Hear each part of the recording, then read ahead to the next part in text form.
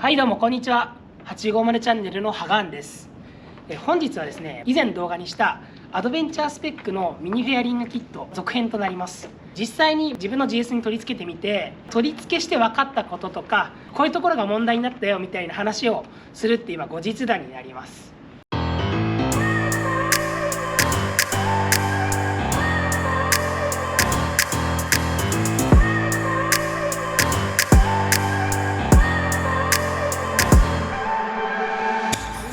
先日、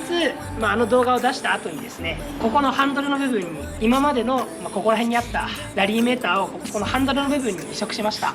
本日は主にいじったところや、使い心地、そういうところをちょっと話していこうかなと思います。今回も1分のまとめ動画みたいなのを作ってるんで、そちら、参考にしていただければいいかなと思います。実際にミニフェアリングキットをつけた形はこのようになります。ハンドルのところから直接生やして、このようにラリーメーターを取り付けてるっていう形になります。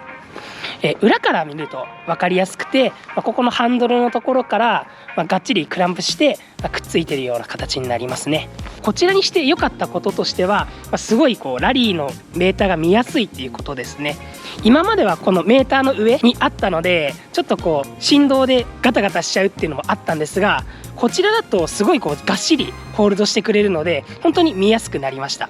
で、角度も見下ろす角度になっても全然見やすい形になったのでいいっていうのはありますね。こいつをつけたことによるちょっと微妙なところになっちゃうんですが、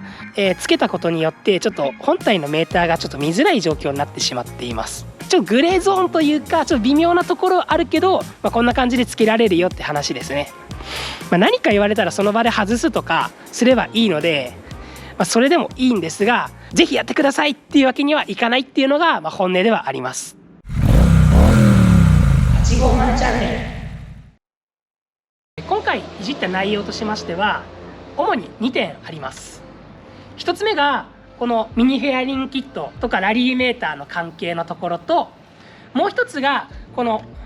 後ろ側の電源関係の2つになります。今までラリーメーターの電源を車体のハーネスキャンバスから取ってたんですけど、キャンバスから取ると電源が切れるタイミングがちょっと変になるっていうので、バッテリー上がりが自分心配になっちゃうぐらいだったんで、新たにこっちの電源を増設したっていう形になります。まずは、このミニフェアリングキットの取り付けの話をして、その後に D ユニットの話をしようかなと思います。ではまずですね、ミニフェアリングキットの取り付けの話をしようかなと思います。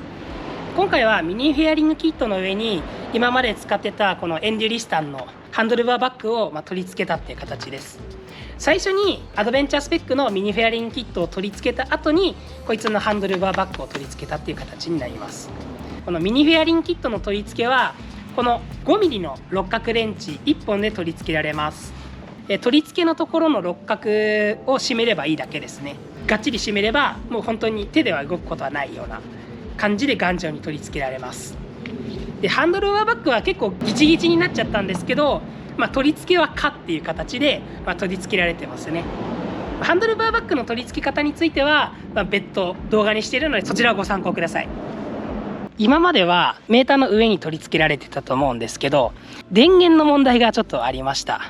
今までの電源はここにあるキャンバスの電源から取ってました。ただここから取り出すやつだとやっぱり電源が多いと漏電と勘違いして全体の電源が落ちる可能性もあったり、このラリーメーターの電源が切れるタイミングが結構一足遅かったりとか、ちょっと微妙なところがあったんですよ。なので電源の取り出しを変えました。それがこの後説明する D ユニットのところですね。電源はですね、カールの中から引き込んでって中から取り出せるようにしました。で、ここにつながってるっていう形ですね。で、ちゃんと電源を配線したおかげで、キーオンで起動してキーオフと同時に電源が切れるっていうような状態になります。850チャンネル。お次は電源取り出しです。今回電源を取り出し方を変えるっていうことで、今回はこのデイトナの D ユニットを使いました。こちらはウォーターレシスト防水モデルですねを使ってます。こいつ、ここに入れようと思ったんですけど、普通にここに穴開いてて洗車した時とか水が入ってくるんですよね。なんで防水モデルのこの D ユニットを選びました。で D ユニットの取り付けなんですが、取り付け方法どうしようかな、電源どうしようかなって思ったところで、三つ葉三興和の BE700 を見ていたところ、こいつにはですねヒューズが取り付けられていることが分かりました。でヒューズの先にギボシがあったんで、ギボシを分岐させて D ユニットのリレー用の電源にしてます。この ETC が 80mA で駆動するらしくて、 D ユニットの信号線も言うて 100mA も使わないだろうってことで、この 1A のヒューズで十分対応可能だって思ったので、ここに割り込ませました。実際ちょっと走ってますが、特にここのヒューズが飛んだりとか D ユニットが動かなくなったりとかはないので、現状うまく動いてるみたいです。線はこの左横から入れてって、こっちの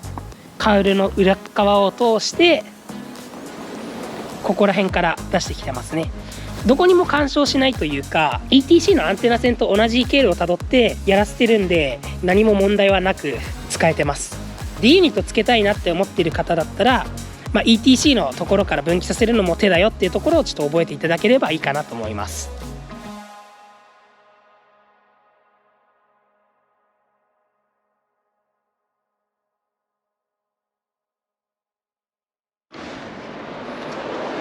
はい、じゃあ実際に乗っていきましょ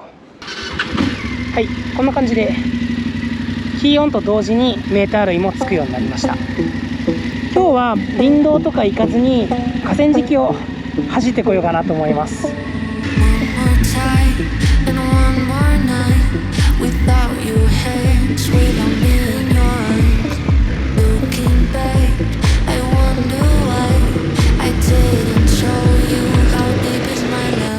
はい、というわけで僕がよく走る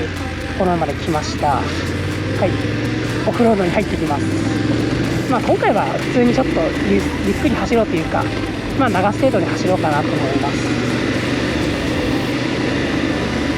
す。こんな感じで前よりは安定性が増したのかなと思います。ちょっと激しいところ走っても見やすいっていうのがありますね。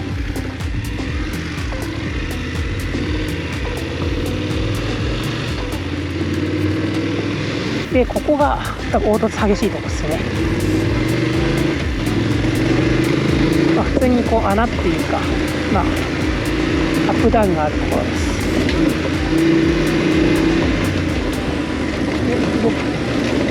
よいしょ。そんなアップダウン激しいところ走ってもブレたりはしてないですね。で電源もちゃんと入ってて普通に動いてくれてます。ただゆっくり走ってるぐらいなんで、 SSER のラリー東北の林道を完全に封鎖してカット部みたいな走り方してたら、どこにどういう衝撃来るか全然分かんないんで、普通にツーリングラリーとして林道をちょっと走るよっていうぐらいやったらこれでも問題ないぐらいの話かなっていう認識ではいますね。